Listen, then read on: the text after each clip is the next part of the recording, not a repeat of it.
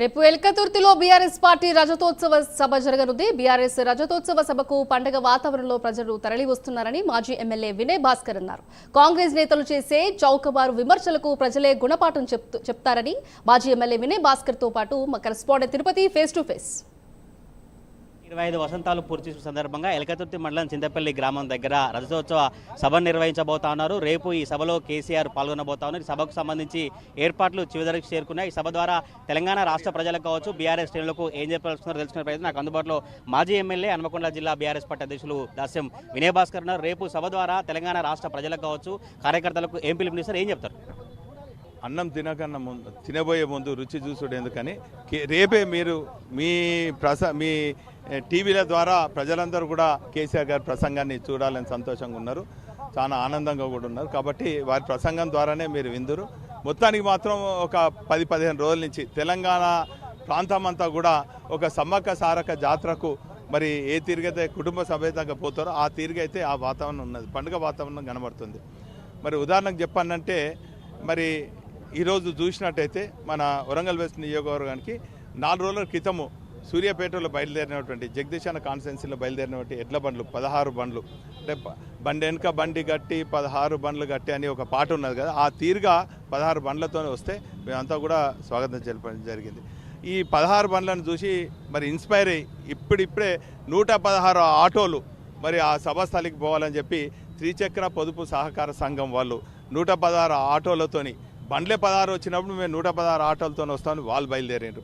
మరి మా యువకులు ఉదయాన్నే ఒక 3000 మంది ద్విచక్ర వాహనాలతో వాళ్ళు బయలుదేరుతున్నారు. అంటే ఈ తీరుగా వాహనాల కొరత ఏర్పడ్డప్పటికి కూడా పాదయాత్ర ద్వారా వీళ్ళు వాళ్ళు అందరూ నిన్న మా మైనార్టీ సోదరులు పాదయాత్రతోని మా ఖలీలును రామ్కోట్ వాళ్ళందరూ కూడా బయలుదేరటం జరిగింది. అంటే ఈ తీరుగా ఎవరికి తోచిన విధంగా ఆ సభస్థలి చేరుకోవాలి, కేసీఆర్ని చూడాలి, కేసీఆర్ ప్రసంగం వినాలి, తద్వారా మరి మాటలతోని ఉత్తేజపరుచుకొని మరి ఈ 15-16 నెలల నుంచి పడుతున్నటువంటి కష్టాలకు ముగింపు పలకాలని చెప్పి ప్రజలందరూ కూడా సిద్ధంగా ఉన్నారు.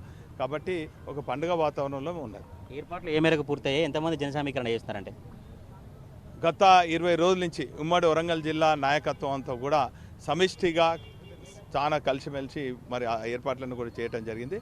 మరి స్థానిక ఎల్కతుర్తికి సంబంధించినటువంటి మాజీ శాసనసభ్యుడు కెప్టెన్ సతీష్ గారు కూడా వారి లోకల్ ఎంపీటీసీలు, సర్పంచులు, జెడ్పీటీసీల సహకారంతో రైతులు అందరూ కూడా స్వచ్ఛందంగా ఇవ్వడం జరిగింది.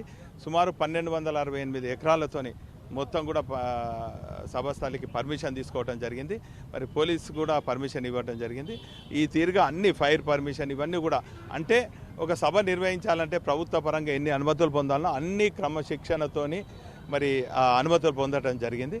మరి అయినప్పటికీ కూడా కొంత రెచ్చగొట్టే విధంగా నిన్న మొన్న మా శ్రేణులందరూ కూడా ఫ్లెక్సీలు, బంటింగ్స్ ఇవన్నీ కడితే కొన్ని డివిజన్లు మొత్తం చింపేస్తున్నారు. ఎందుకు చింపుతున్నారో ఏంది అర్థం. మేము 10 ఏళ్ళ అధికారంలో ఉన్నాం, కాంగ్రెస్ వాళ్ళు బీజేపీ వాళ్ళు సభలు నిర్వహించుకుంటే ఎక్కడ కూడా ఆటంకం కలిగించాలి.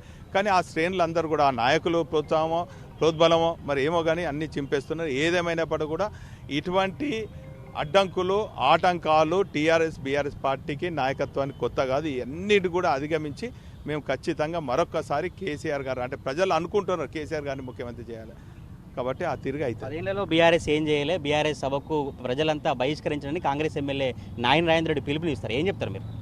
రేపు ప్రజలు ఎవరిని బహిష్కరిస్తారో అతి త్వరలో తెలుస్తుంది. మరి ఇటువంటి చౌకబారు రెచ్చగొట్టే రాజకీయ నాయకులకు సరైన రీతిలో సరైన సమయంలో ప్రజలు బుద్ధి చెప్తారు. నిజంగానంటే 10 ఏళ్లలో ఏం చేయలేదు, 16 నెలల్లో మాత్రమే అభివృద్ధి చేసామని చెప్తారు కదా, అసలు అప్పుడు దానికి సంబంధించి ఏం చెప్తారు? ప్రజలు చూస్తున్నారు కదా 10 ఏళ్లలో.